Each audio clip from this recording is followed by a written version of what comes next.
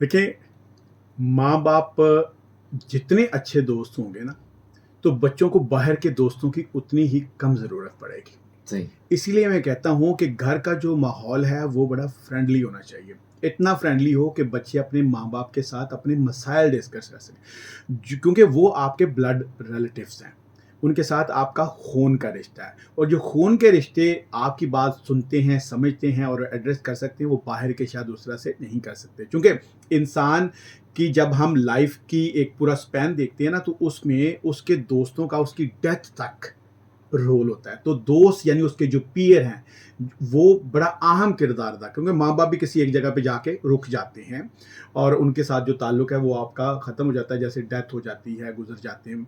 तो लेकिन दोस्त आपके जो हैं वो आखिरी स्टेज तक जाते हैं। तो दोस्तों के चुनने में माँ-बाप बड़ा अहम किरदार अदा कर सकती हैं। लेकिन मैं ये समझता हूँ आज के दौर में माँ-बाप सबसे पहले खुद अपने बच्चों के दोस्त बने। दूसरी बात ये है, अगर माँ-बाप खुद अपने बच्चों के साथ खेलते हैं, उन अब मैं यही तो हम रोना रोते हैं कि भई आज के माँ-बाप अपने बच्चों के साथ टाइम स्पेंड नहीं करते। सही। अब मेरा बच्चा है, एक मेरे साथ होता है, वो हिफ्ज़ कर रहा है। अब उसको वीकली एक छुट्टी होती है। उस दिन मेरी कोई और एक्टिविटी नहीं होती। उस दिन मैं सिर्फ़ उसी के साथ होता हूँ। उसके कपड़े धोने, उसकी इस्त्री करने, उसके लिए खाना बनाना, उसको बाहर लेके जाना।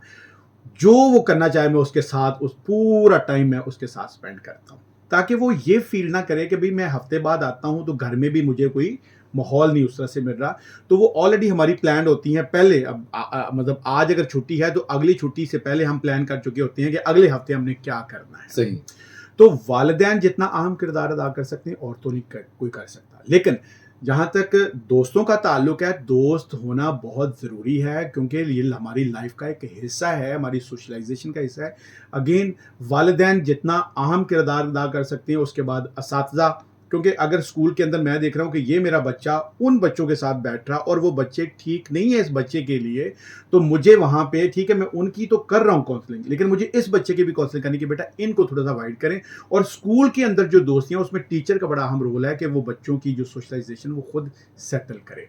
तो स्कूल की सेटिंग में टीचर्स का बड़ा अहम किरदार है क्योंकि टीचर भी उतना ही जानता है अपने बच्चों को जैसे माँ-बाप जानते हैं। क्योंकि 6 से 7 घंटे तो वो हमारे साथ स्पेंड जी, करता है बिल्कुल ऐसे ही। और ये बड़े कंस्ट्रक्टिव टाइम होता है। फिर घर जाता है तो फिर माँ-बाप का रोल शुरू हो जाता है। तो दोनों तरफ की ये रिस्पॉन्सिबिलिटी है।